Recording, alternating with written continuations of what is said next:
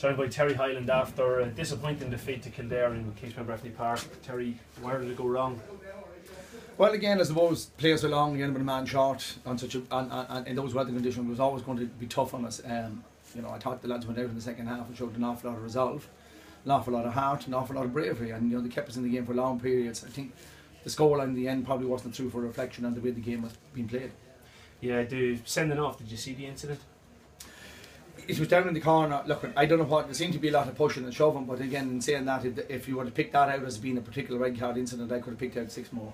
Yeah, there was a lot of niggling, a lot of off the ball incidents that didn't seem to be dealt with. Yeah, well, look, I suppose there's 8 officials or 7 officials. When you're 8 if you count the 4th official, and they didn't seem to deal with it. And you know, in the end of the day, that's their job. I suppose it's not mine. Yeah, I suppose you're right. We'll move on. But the first half, the sending off was made it difficult because Cavan people had been calling for and asking for a big man on the square. It started with that big man on the square, and it had to be changed because of the sending off. Well, that's it. We had to pull back out, and you know, Kim took the advantage away for even with the wind. I suppose, in fairness, in the fourth half, we probably wasn't popping off. When we did go big man, we probably went big ball in a little bit off, and when maybe we should have worked a little closer and went for our scores.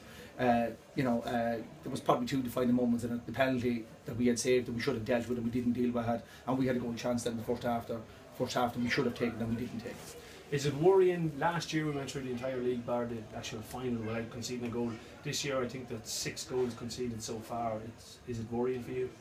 Well, look, our intention is not to concede goals, but I suppose it's very hard to push forward and defend all at the same time. You know what I mean? People look for an attacking brand of football. I think today we got 14 points as an attacking brand of football, so therefore unfortunately there's a little bit of holes again. I thought Rory Dunn had a fine game of full back today. I thought he dealt with an awful lot of ball to come in.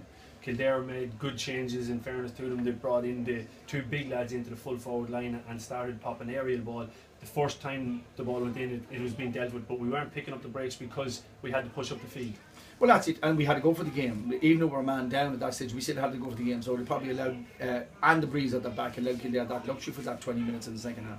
There was a number of changes before the game. Paul Smith, Barry Riley and Martin Dunn, were they forced or just decisions tactical? Well, the decisions, I suppose, you end up going to programme midweek, you have to probably print a team, you know what I mean, you end up then, you have a training session on Wednesday night, another one on Friday, and to be honest with you, we don't really probably pick our team on that Friday night session, especially after the game, because people have picked up knocks and bangs in the previous week, and it just allows us, it doesn't allow us time to put out the true team on the pitch. It saw the return, I suppose, of Kean Mackey, which was important. He got 50 odd minutes in his legs.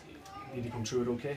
He come through it okay. Again, he teared at the end, and again, you know, we probably would have left him on a little bit long, 10 minutes long than we would have liked to, because again, with the man short. But again, it's good for Kean that he come through it again without any injury. Killian Clark, it looked like a hamstring problem. Any update on it? No, I haven't been talking to the doctor or any of the medical people since, so I don't know. I suppose next week now it's away to Galway on Sunday morning. A difficult ask considering Galway are flying high. Well, they're always going to be difficult asks, but in the end of the day, if we go out and play with the heart and the passion that we showed in that second half, I think we can get results. Just a quick comment on a couple of lads ejected themselves from the panel during the week. Any word on Joshua Hayes or Philip Tinney why they left the panel? Well, Josh is doing his final medical exam. He has 6 weeks of exams coming up for the 1st of May, and anybody knows that you know that's a very trying time in anybody's life, and he needed to take a break. In fairness to Josh, he was trying to study all the hours of God gave him, and yet trying to play football as well. And it wasn't fair on the fella, so we give him a break until the 1st of May. So it's only a temporary thing. It's only temporary.